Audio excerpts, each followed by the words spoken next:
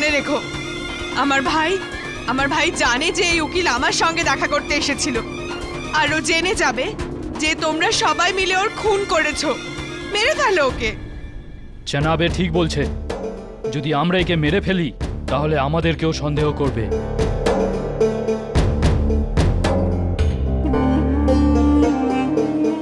এটাকে নয়, তো এই দুটোকেই বরং খতম করে দিই, এটাকে আর এটার ভাইটাকে। পুরা মামলাই খতম হয়ে যাবে। চলো, নিয়ে চলো একে। চল। ওঠ।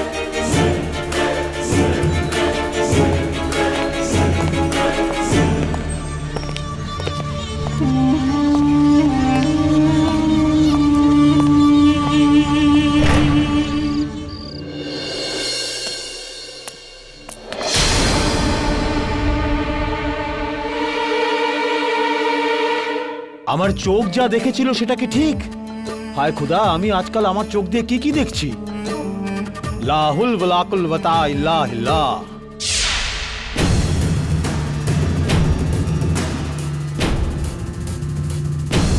বেঁচে গেলাম।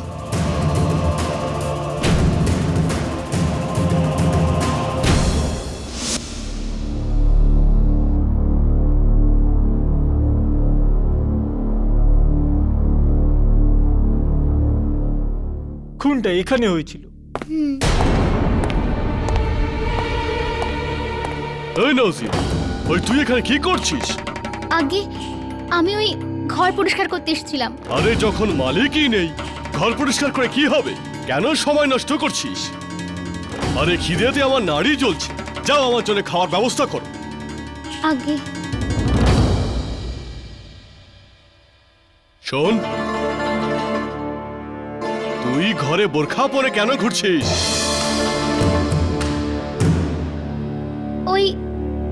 ওই আমি তেল আনতে বাইরে গিয়েছিলাম আর সোজা এখানে চলে আসি, একদম মাথায় ছিল না।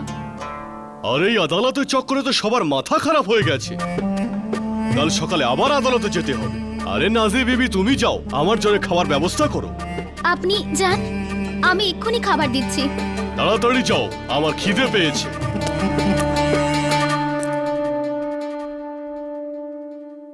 অনেক হয়েছে। বান্ধবীর জন্য আমি নিজের জীবন বিপন্ন করেছি, একে হারানোর মতো সাহস নেই আমার। এবার আপনি চলে যান, না হলে এরা আমাদের দুজনকে জ্যান্ত পুঁতে ফেলবে। দয়া করুন আর চলে যান এখান থেকে।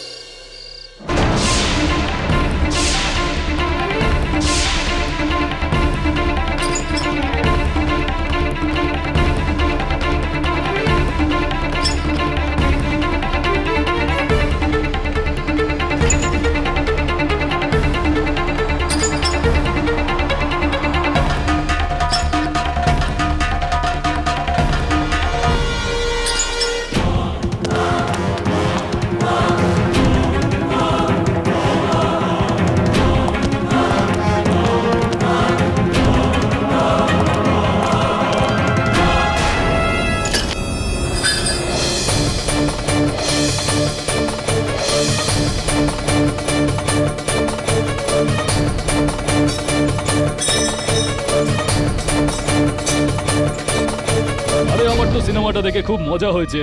কি সিন ছিল! আরে হ্যাঁ, সিনেমাটা ভীষণ ভালো ছিল। ভালো হয়ে গেছে। হ্যাঁ, ভীষণ ভালো ছিল সত্যি। হ্যাঁ ঠিক। ওই মেয়েটা কোথায় গেল? ইয়া আল্লাহ, কজি পালিয়ে গেছে। এখানেই কোথাও হবে। চলো চলো চলো, খোঁজো ওকে, চলো চলো।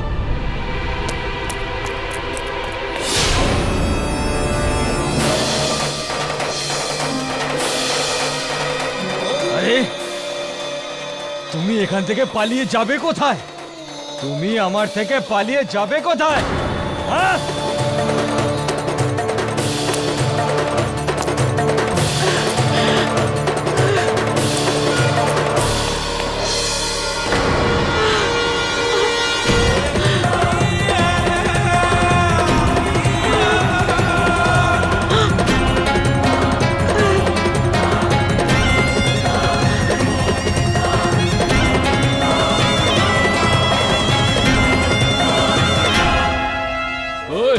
কোথায় পালাবি? বল কত দূর পালাবি? ছেড়ে দাও আমায়। আরে ভাই, নিয়ে ছাড়ো। চলো একে ভিতরে নিয়ে চলো। চলো। চলো চল চল যেতে দাও আমায়। চল।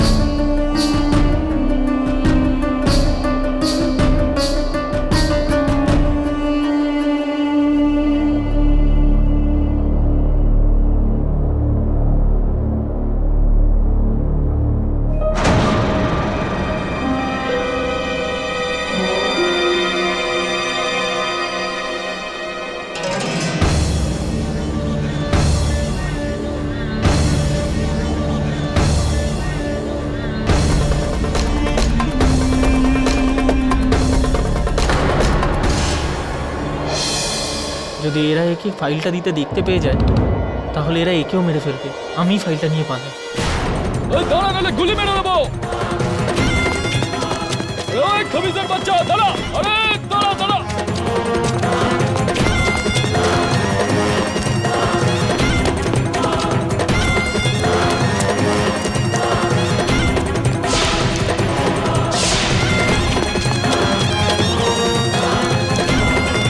ওই গুলি করে দেবো।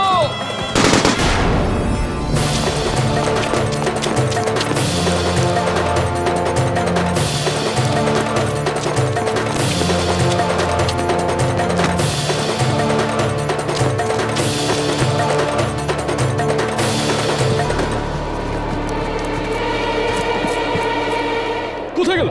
ওদিকে গেছে বোধহয়। চলো।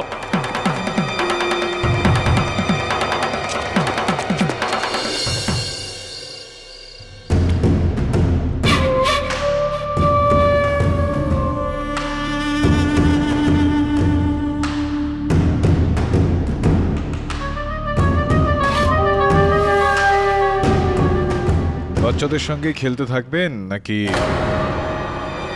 বড়দের সঙ্গেও খেলবেন? এই, তুই চুপ করে বসে থাক আর নিজের মুখ বন্ধ রাখ, নইলে তোর মুখে কাপড় ঢুকিয়ে দেবো। হ্যাঁ, কেন ভয় পায় নাকি আপনাদের জনাব? নাকি নিজেদের উপর বিশ্বাস নেই আপনাদের? খেলুন না, দুই এক হাত আমাদের সঙ্গেও খেলুন। যদি আমি জিতে যাই তো ছেড়ে দেবেন, আর হেরে গেলে তো আজ নয়তো কাল মেরেই ফেলবেন আমাকে। জনাব, আপনি এনার কথায় ভুলবেন না। এ খুবই চালাক একটা মানুষ। এ আপনাকে তাতাচ্ছে। চুপ!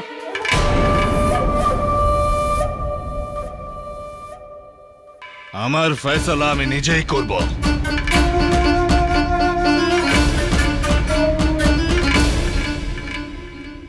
এসো।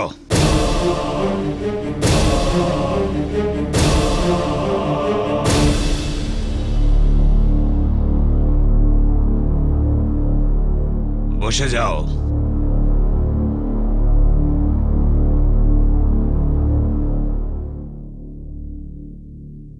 প্রাণের বাজি ছাড়া আর কিছু হবে না।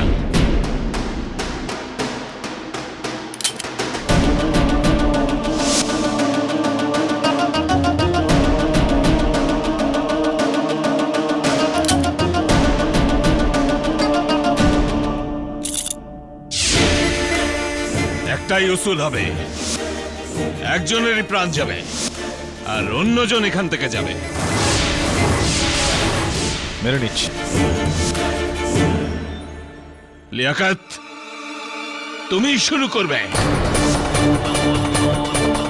জনাব, এটা কি বলছেন?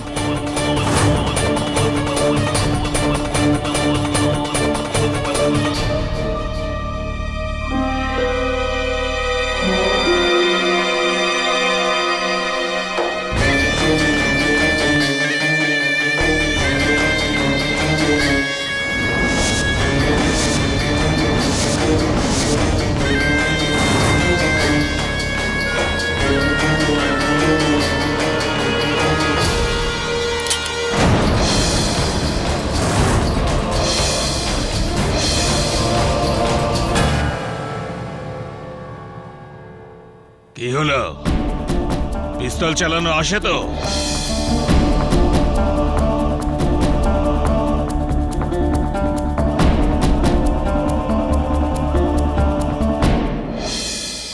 एक गोली, 5 ফায়ারিং।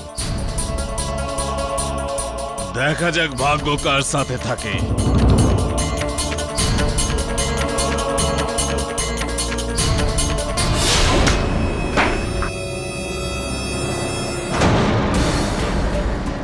জানি না এই চেম্বারে গুলিটা রয়েছে কিনা।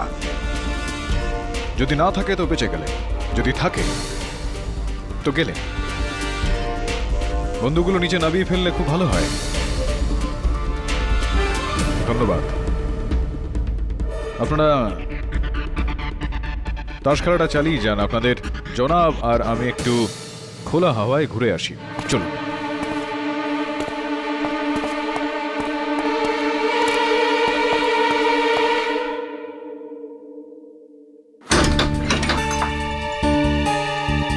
কি হলো তোর? তুই ঠিক আছিস তো? স্যার খুব কষ্টে প্রাণ বাঁচিয়ে এসেছি। দুজন আমাকে মারার জন্য খুঁজছে স্যার। স্যার এটা আমরা কোথায় চলে এলাম? এখানে তো প্রাণে মারতে চাইছে। কাজটা তো কাজই বলুন, করতে তো হবেই। জানা গিয়েছে এটা যে সুনয়না আর গুলনাজ খুনের সময় বাগানে ছিল। স্যার তাহলে তো সোজা ব্যাপার। এই কথাটা কাল আদালতে প্রমাণ হয়ে গেলে তো? বলতে পারবে না। ও বাগানে বসে সেদিনকে ইন্ডিয়ার টিমকে খবরাখবর দিচ্ছিল। এই কথাটা বাইরে যেন না বেরোয়। তাহলে বুঝে গেছি স্যার। না হলে আমাদের মধ্যে থেকে কেউ বেঁচে ফিরবে না। কি করা যায় স্যার? সুনয়নাকে বাঁচানোর জন্য মোবাইল ফোনের একটা দরকার পড়বে। বুঝিয়ে বলছি। তুই আগে এটা বল, তুই কি কি খবরাখবর নিলি? কি জানতে পারলি তুই? হ্যাঁ স্যার, ওনাদের ব্যবসার হিসাব স্যার, পুরো খাতাটা আছে। কিন্তু অদ্ভুত স্যার, কিছু বুঝতে পারছি না। আর কিছু ছবি আছে স্যার, এই দেখুন।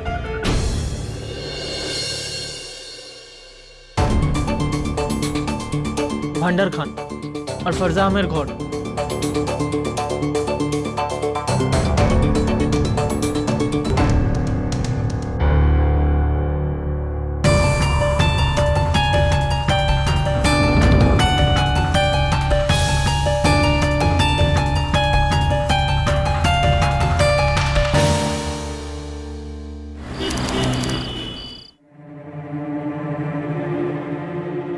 মুলকিস্তানে যে দূতাবাস আছে সেখান থেকে কোনো খবর আসেনি?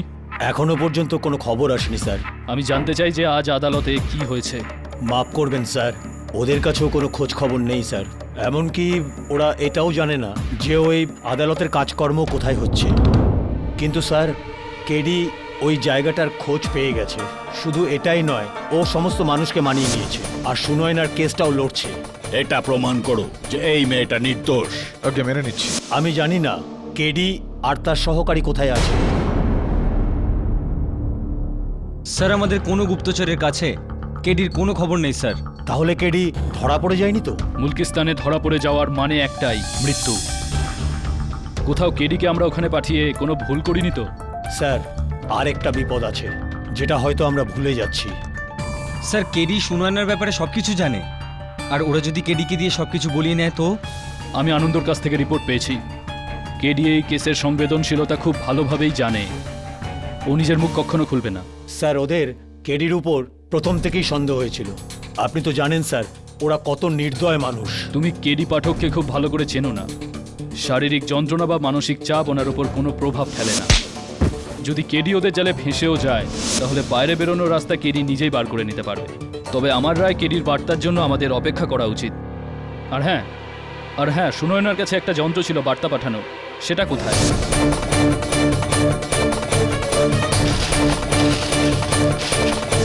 স্যার ওটার সিগন্যাল আমরা হাকামির বাড়ি থেকে পাচ্ছি। মনে হচ্ছে সুনয়না ওই যন্ত্রটাকে ওখানেই কোথাও লুকিয়ে রেখেছে। কোনো প্রকারেই ওই যন্ত্রটা যেন ওদের হাতে না পড়ে, তাহলে ওরা সুনয়নার ব্যাপারে সব কিছু জেনে যাবে।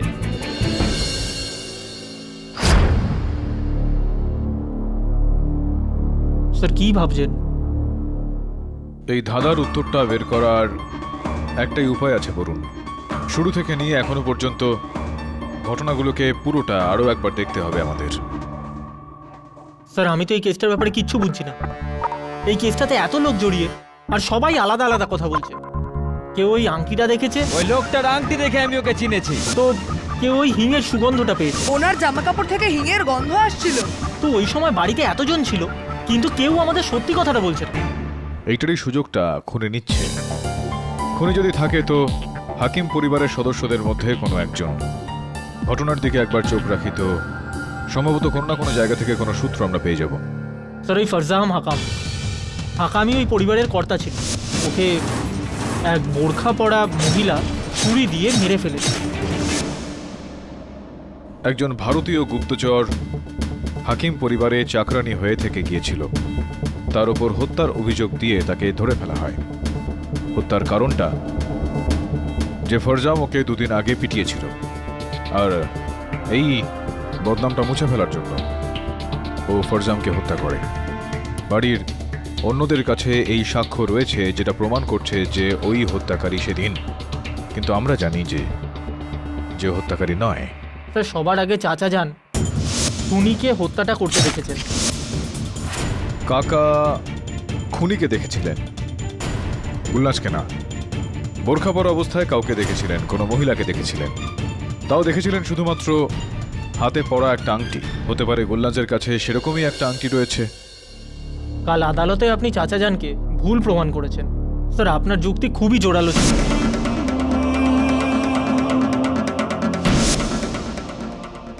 ফিরে আসছি আবার। হত্যাকারী হত্যা করার পর সেখান থেকে পালিয়ে যায়, আর বাড়িতে দেখতে পায় আরেকজন কাজের লোককে, নাজিয়া। আর সেখানে নাজিয়া বোরখা পরা অবস্থায় কাউকে দেখতে পায়। এটা অদিতি খোঁড়াচ্ছিল। ফরজামের মার খেয়ে গুলনাজের পায়ে চোট লেগেছিল, সেই জন্যই ও ল্যাংড়া ছিল। এক্স্যাক্টলি। নাজিয়া সেদিন যাকে খোঁড়াতে দেখেছিল তাকেই গুলনাজ ভাবছিল, কেননা গুলনাজ খুঁড়িয়ে চলে। আমার এরকমটা মনে হয় যে হত্যাকারী জানতো যে গুলনাজ খুঁড়িয়ে হাঁটছিল, সে কারণে ও খুঁড়িয়ে হাঁটছিল এটা প্রমাণ করার জন্য যে ওই গুলনাজ। আর তারপর এজাহাজ খুনিকে ধরার চেষ্টা করেছিল, আর খুনির সাথে ধাক্কা লাগার সময় ও খুনির গায়ে হিঙের গন্ধ পেয়েছিল। স্যার গুলনাজ যে ঘরে থাকতো সেখানে হাকামি পরিবার হিং রাখতো, সেই জন্য এখন এজাজের মনে হয় যে গুলনাজই খুনি। আর তারপর আরমান যে দরজা ভেঙেছিল আর গুলনাজকে রক্ত লাগা বোরখার সঙ্গে ধরেছিল। হ্যাঁ, কিন্তু গুলনাজের বক্তব্য হলো যে যে সময় হত্যা হয় ও বাগানে ছিল, গুপ্ত তথ্য পাঠাচ্ছিল বাইরে। খুনি সম্ভবপর এটা যে দরজা দিয়ে ভেতরে ঢুকেছিল আর জানালা দিয়ে বাইরে যায়, ঠিক সেইভাবে যেভাবে গুলনাজ যাতায়াত করত। বাট স্যার খুনি দরজা দিয়ে ভেতরে কি করে আসবে? দরজাটা তো গুলনাজ জানলা দিয়ে লাফানোর আগে বন্ধ করে দিয়েছিল। ঠিক করে কিছুই বলা কঠিন বরুণ। তোর এই যে তোলা ছবিগুলো রয়েছে ইঙ্গিত তো এরকমটাই দিচ্ছে। দাঁড়া, তারপর গুলনাজ জানালা দিয়ে ঘরের ভেতর ফিরে আসে, নিজের বোরখাটা পরে, আর ঠিক ওই সময় ধরা পড়ে যায়। স্যার খুনির এই গুলনাজের ছদ্মবেশ ধরে ফরজামের হত্যা করাটা আমাদের খুনির ব্যাপারে দুটো জিনিস জানায়। কি কি জিনিস? এক তো এটা যে ও গুলনাজের ঘরে খুব সহজেই পৌঁছতে পারত, আর দ্বিতীয় এটা যে ও হাকামি পরিবারের বাড়িতে খুব ভালোভাবে পরিচিত ছিল। এই কারণেই তো বলছি বরুণ, হত্যাকারী বাইরে থেকে ভেতরে আসেনি।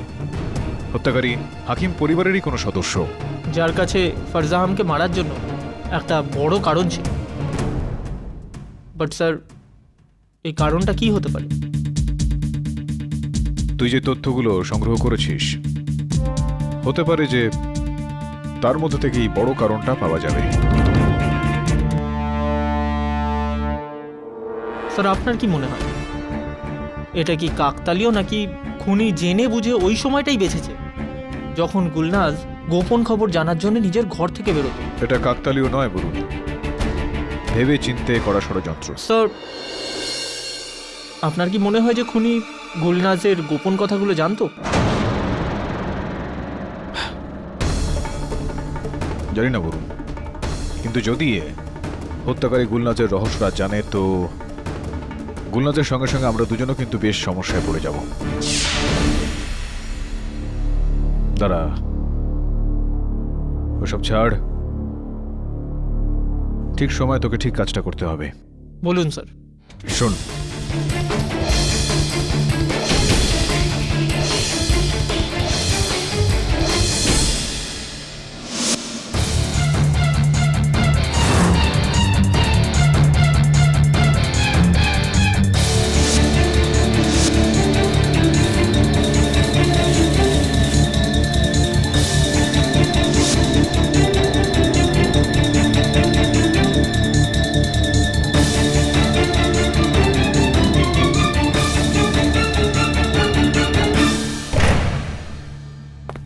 এর আগে তোমার চালাকি তোমার মৃত্যুর কারণ হয়ে যায়।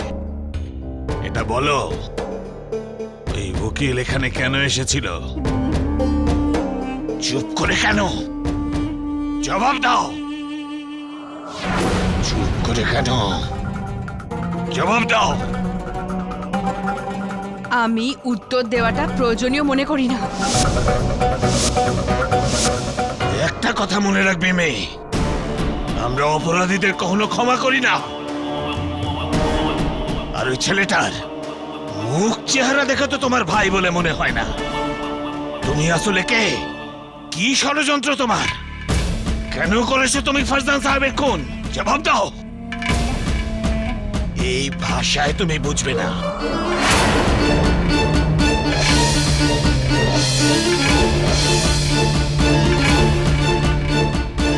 দাঁড়ান জনাব, আদালত কাল পর্যন্ত সময় দিয়েছে, আর আপনি যদি একে এখনই শেষ করে দেন তাহলে দোষ আপনার ওপরেই পড়বে।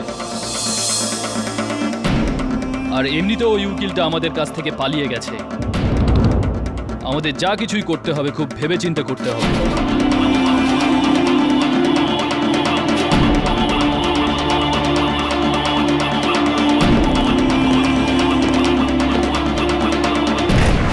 স্যার, খুব খারাপ খবর আছে স্যার। সুনয়নার যন্ত্র থেকে রেডিও সিগন্যাল পাওয়া বন্ধ হয়ে গেছে স্যার। মনে হচ্ছে ওই যন্ত্রটা কোনো শত্রুর হাতে পড়ে গেছে।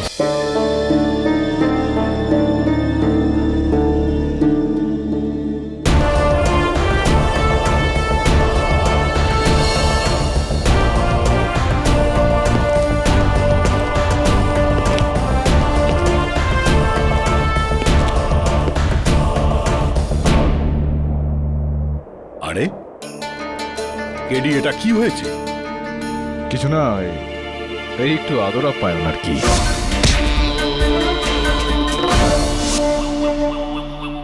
কি করেছো এটা? দেখো, এরপর যদি কেউ এই বদমাইশি করে তাকে শিকল পরিয়ে কালকুঠরিতে বন্দি করে রাখবো। কেডি, শুরু করুন এবার। জনাব, আপনি যেই সময়টা আমায় দিয়েছিলেন সেটা কিছু প্রশ্ন, কিছু উত্তর পেয়ে গেছি আমি। প্রশ্ন দিয়ে শুরু করছি এবার। প্রথম প্রশ্নটা হলো যে এই খুনটা দুদিন বাদে কেন হলো? এটা কেমন অদ্ভুত প্রশ্ন! গুলনাজের বদলা নেওয়ার ছিল, ও চাকু মারলো আর বদলা নিয়ে নিল, বাস। এখানেই তো প্রশ্নটা, যে ছুরি মারলো তো দুদিন বাদে কেন? যেদিন ওকে মারা হয়েছিল সেদিনে ওই প্রতিশোধটা নিতে পারতো, তারপরের দিন দুদিন পরেই কেন?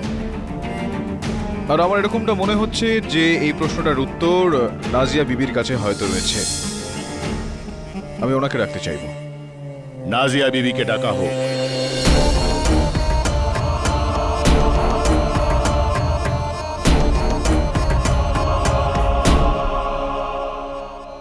নাজিয়া বিবি, বোরখা পরে রান্না বান্না করা সমস্যা হয় না আপনার এভাবে কাজ করতে? সাহেব, আমরা বাইরে যাওয়ার সময় বোরখা পরি, ঘরে না। এই খুনটা তো ঘরের ভেতরেই হয়েছিল।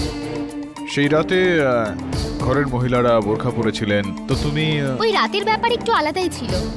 বাইরে থেকে নিমন্ত্রিতরা এসেছিল, সেই জন্যই ঘরের মহিলারা বোরখাতে ছিল। জনাব, এই বিষয়টা একটু মন দেওয়া যাক। ওই রাতে ঘরের মহিলারা বোরখা পরা ছিলেন, সেটারই ফায়দা তোলে ওই খুনি। একটা শেষ প্রশ্ন, এই যে জুতোটা আপনি পরেছেন এই সময় এইখানে, এই জুতোটাই আপনি বাড়িতেও পরেন? আগে না, এটা আমরা বাইরে বেরোনোর সময় পরে থাকি, ঘরে তো সব সময় চপ্পলই পরে থাকি। সমস্ত মহিলারাই বাড়িতে চপ্পল পরেন। আগে মুনশেফ বাবু, আমার এই মুহূর্তে প্রশ্ন যে এই সময় গুলনাজ কিরকম জুতো পরে আছেন? ও বাড়িতে অন্যান্যদের মতো চপ্পল পরে থাকেন নিশ্চয়ই। এই ঘরে, নিজের ঘরে ধরা পড়েছিলেন, তো জুতোটা কখন পরলেন উনি? জেলে তো জুতোটা পাল্টাতে পারবেন না। কি কি বলেন আপনি? আরে এইসব এখানে কি হচ্ছে? যতদূর আমি জানি এটা হলো একটা খুনের কেস। আরে এখানে তো দেখছি জুতো চপ্পলের উপরেও কথা হচ্ছে। কেডি, কি হলো? এটাই প্রমাণ করতে চাইছে আমি মুনশেফ সাহেব যে যেই সন্ধ্যায় খুন হয় সেই সন্ধ্যায় আমার মক্কেল ঘরের ভেতরে ছিলেন না, বাইরে ছিলেন, বাগানে।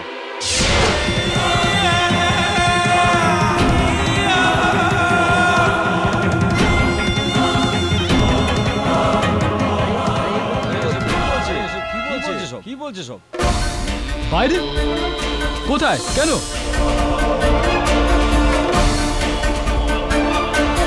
আমি ঘরের বাইরে বাগানে ছিলাম, আর এখানকার সব খবরাখবর ইন্টেলিজেন্স টিমে পৌঁছতাম। আর এই কথাটা তো আমি কোনো অবস্থাতেই বলতে পারবো না। কেডি, তুমি চুপ করে কেন? বলো।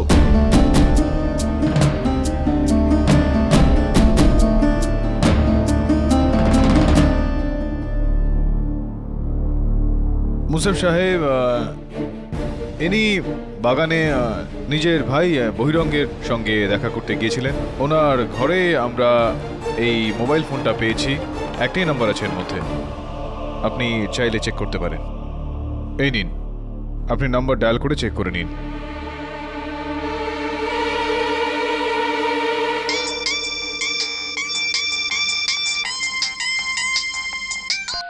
ওই, তুই আমাদের ঘরে ঢুকেছিলি? তোকে তো এই তুমি কি করছো? ছেড়ে দাও, ওই! ছেড়ে দাও। Hot, hot.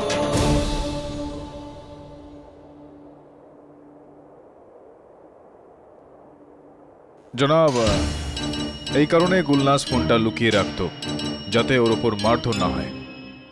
কি যাতা বলছে জনাব? যদি গুলনাজ বাইরে থাকে তো দরজা ভাঙায় ও ভেতরে কি করে ধরা পড়লো? আর খুনি বাইরে কি করে গেল? আর খুনি বাইরে গেল সেটা বুঝতে পারছি, কিন্তু গুলনাজ আবার কি করে ভেতরে এলো? জানলা দিয়ে জানাব। গুলনাজের বাগানে যাওয়া, ফোন করতে, চিৎকার শুনে ভেতরে আসা, আর খুনির ওখান থেকে পালিয়ে যাওয়া, ফেরার হওয়া, এসব ওই ভাড়ার ঘরের জানালা দিয়ে হয়েছে। আচ্ছা, এই কারণে জানলা খোলা ছিল? তাই তো আমি ভাবছিলাম এত ঠান্ডায় ওনার হাওয়ার কিসের দরকার পড়ছিল। এটা প্রমাণ আমার কথার যে জানালাটা খোলাই ছিল। তাহলে জনাব, রক্তে মাখা যে বোরখাটা ছিল তা এই মহিলাটা পড়েছিল, ওটার কোনো মানেই নেই তার মানে? ঘরের ভেতর অন্ধকার ছিল জনাব, ইনি চিৎকার শুনে ভেতরে আসেন, বাইরে দরজা কেউ ঠকঠক করছিল, খুনি ওখানেই বোরখাটা রেখে পালিয়ে যায়। অন্ধকারে উনি দেখতে পারেননি যে বোরখায় রক্ত লেগে আছে। দরজাটা খোলার জন্য উনি বোরখাটা পরেন আর দরজা খোলেন, আর খুনি ওনার অপেক্ষা করছিলেন। জনাব, খুনি কি করে জানতে পারলো যে গুলনাজ বোরখা খুলে বাইরে কখন গেল? ও কি ঘরের মধ্যে ক্যামেরা লাগিয়েছিল? আগে না, ক্যামেরা উনি লাগাননি জনাব, খুনি ওখানেই উপস্থিত ছিল, ওই ঘরের মধ্যে। এই হিঙের কৌটোটার পিছনে লুকিয়ে রাখা। আর যেরকমটা আমাদের সাক্ষ্য ইজাজ বলছিল যে খুনির গা থেকেই হিঙের গন্ধটা আসছিল, সেটা এই কারণে। তোমার কথা যদি মেনেও নি যে ও ওই ঘরে লুকিয়েছিল, তাহলে ওই ঘরে স্বপ্ন দেখছিল, প্রার্থনা করছিল যে ও বাইরে কখন যাবে, হ্যাঁ? আর খুনি কি করে জানতে পারবে? না, প্রার্থনাও তিনি করছিলেন না, কোনো স্বপ্ন উনি দেখছিলেন না। আসলে এটা করেছিল, উনি জানতেন যে প্রত্যেকদিন সন্ধ্যায় গুলনাজ বাগানে যায় ফোন করতে, আর এই বিষয়টা সুযোগও নেয়। কিন্তু জনাব, কিছুক্ষণ আগেই আপনি আমাকে বললেন যে গুলনাজ এই কথাটা কাউকে বলেনি, সবার থেকে লুকিয়ে রেখেছিল। এত ভালো করে লুকিয়ে রেখেছিল যে আদালতে যখন ওর প্রাণ সংশয় হলো তখনও ও বলল না। তো এই কথাটা কেউ কি করে জানলো? খোঁজ খবর ছিল জনাব, অন্য কারোর কাছে খোঁজ খবর ছিল।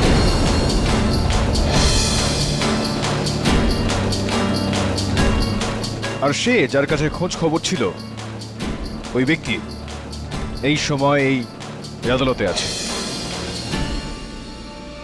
আসুন, আসুন না আপনি, আসুন আসুন। এবার বলুন নাজিয়া বিবি, ইনি প্রত্যেক সন্ধ্যায় বাইরে যেতেন বাগানে, এই বিষয়টার খোঁজ খবর আপনার কাছে ছিল না? না, আমি সত্যিই কিছু জানি না। আপনি কিছু জানতেন না? কিচ্ছু না।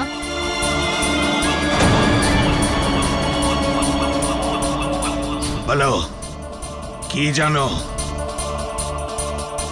বলছি বলছি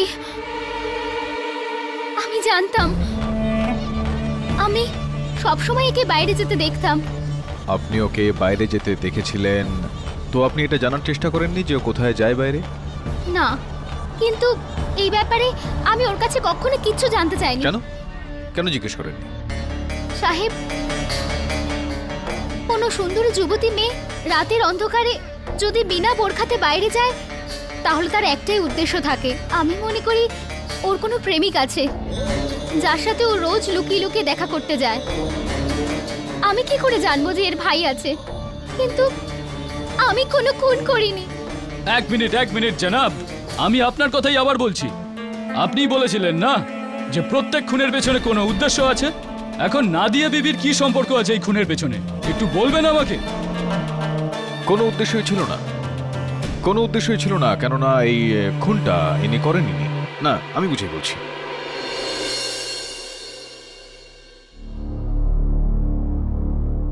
মুনসেফ সাহেব, খুনের কারণ আর আসল খুনির পরিচয় এই ফাইলে রয়েছে। এটা হাকিম পরিবারের কাজকর্মের হিসাব। এখানে যদি দেখেন তো আপনি জানতে পারবেন বেশ ভালো মতন এই ব্যবসাপাতি চলছিল, খুবই লাভ হচ্ছিল। এই ধরুন 2 বছর আগেকার বিষয়, যে কাজকর্ম বাড়ছিল কিন্তু তবুও লাভ সেখানে হচ্ছিল না। এই দেখুন, একের পর এক ক্ষতি হয়ে যাচ্ছিল।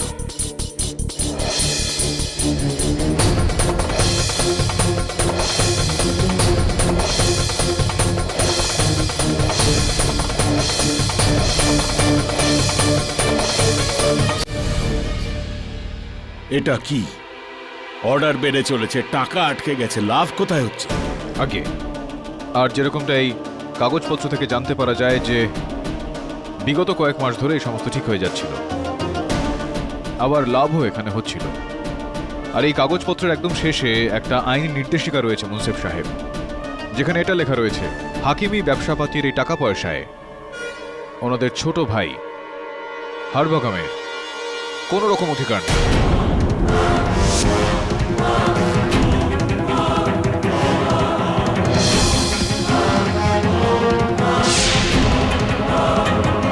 আসুন আসুন আসুন।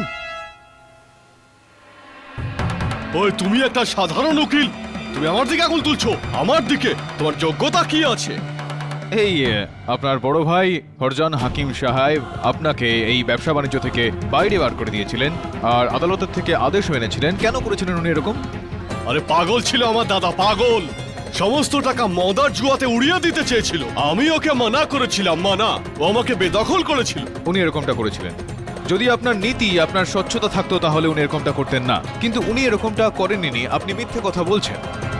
সত্যিটা হলো এই মুনসেফ সাহেব, যে হাকিম পরিবারের টাকা পয়সা ইনি বাইরের দেশের হিংসাত্মক ঘটনার উপর কাজে লাগাচ্ছিলেন।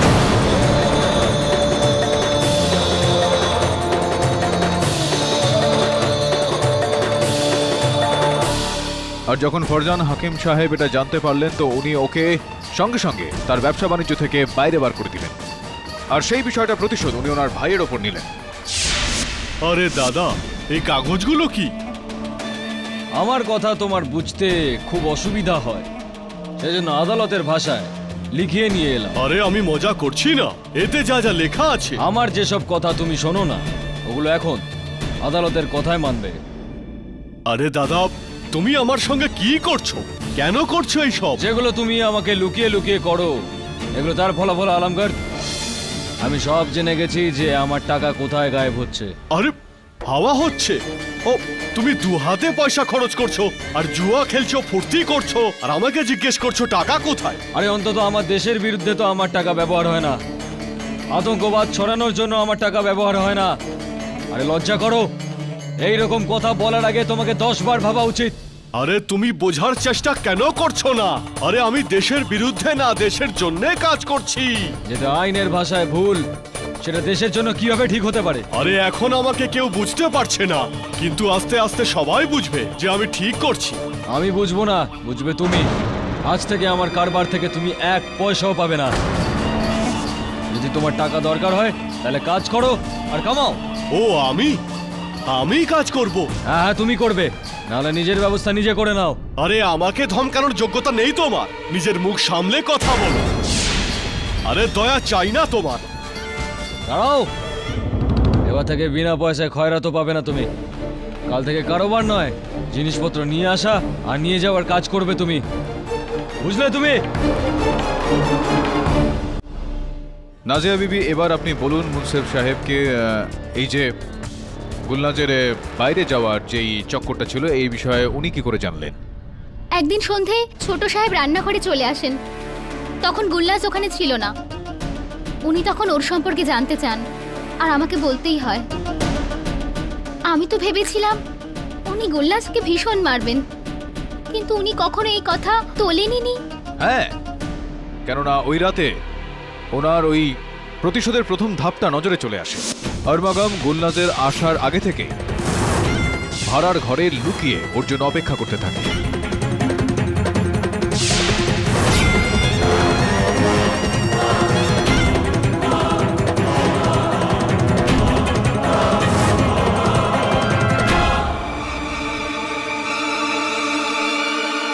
আর গুলনাজ বাইরে বেরিয়ে যেতেই আরমাগাম ওর বোরখাটা পরে নেয় আর গিয়ে নিজের ভাইকে হত্যা করে ফেলে।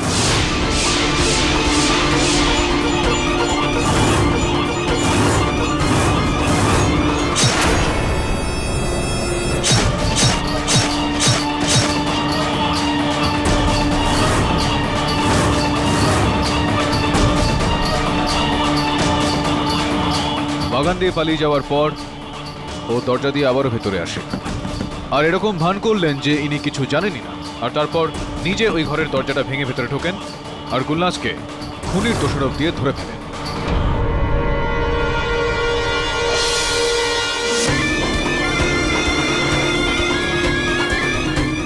কি হয়ে যাস? সেদিনকে নিজের কাকার গা থেকে হিঙের গন্ধ পেয়েছিলে কি পাওনি? হ্যাঁ, আমি মেরেছি আমার দাদাকে, আমি মেরেছি, আমি খুন করেছি আমার দাদাকে।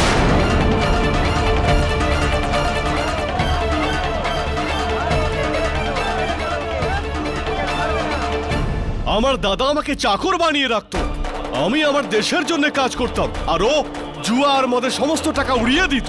আমি আমার দেশকে সব থেকে শক্তিশালী দেশ বানাতে চেয়েছিলাম, এই জন্য মেরে দিয়েছি আমার দাদাকে। মুনসেফ সাহেব, উনি দোষ স্বীকার করে ফেলেছেন। আমি আদালতের কাছে আবেদন করব আমার মক্কেলকে নির্দোষ বলে সসম্মানে মুক্তি দেওয়া হোক। সাক্ষ্য এবং সমস্ত প্রমাণাদি বিচার করে এই আদালত গুলনাজকে সসম্মানে মুক্তি দিচ্ছে আর আলম খাঁকে বন্দি করার হুকুম দিচ্ছে।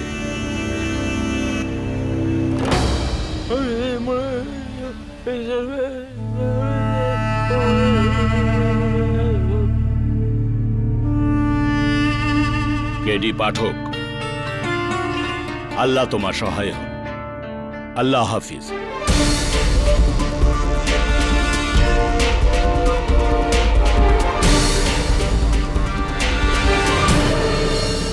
বিদায় আমার বন্ধু। খুদা হাফিজ। খুদা হাফিজ।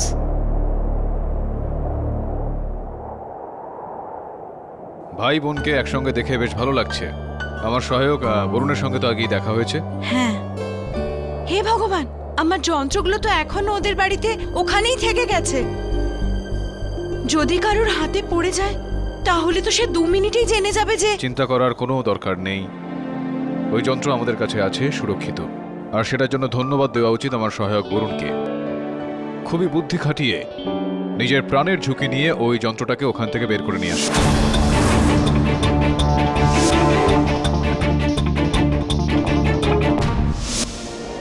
থ্যাংক ইউ, ধন্যবাদ আপনাকে, অনেক অনেক ধন্যবাদ।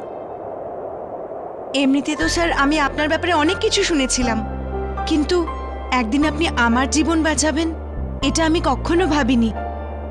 কিন্তু একটা ব্যাপার বুঝতে পারলাম না, আমি 2 মাস ধরে ওই বাড়িতে যা জানার চেষ্টা করছিলাম সেটা আপনি ব্যাস এক রাত্রিরে কি করে জেনে গেলেন? তোমার সন্দেহ সবসময় ফরজানের দিকে ছিল, যে কারণে আরমাঘম কখনো সন্দেহের তালিকায় আসেইনি। এবার বুঝলাম। যাওয়া যাক, 3 ঘন্টায় মুম্বাইয়ের ফ্লাইট রয়েছে। না স্যার, এই দেশে এখনো আমার কাজ শেষ হয়নি। এখনো এখানে অনেক লোক আছে আরমাখানের মতন, যারা হামলার যোজনা করছে আর এতে পয়সাও ঢালছে। এটা জরুরি আমাদের দেশের সুরক্ষার জন্যে যে আমরা এরকম লোকেদের খুঁজে বের করি, আর এখন এটাই আমার অভিযান। বুঝতে পারছি আমি। All the best. জয় হিন্দ স্যার। জয় হিন্দ। For more updates, subscribe to our channel, click the show links and enjoy watching the videos.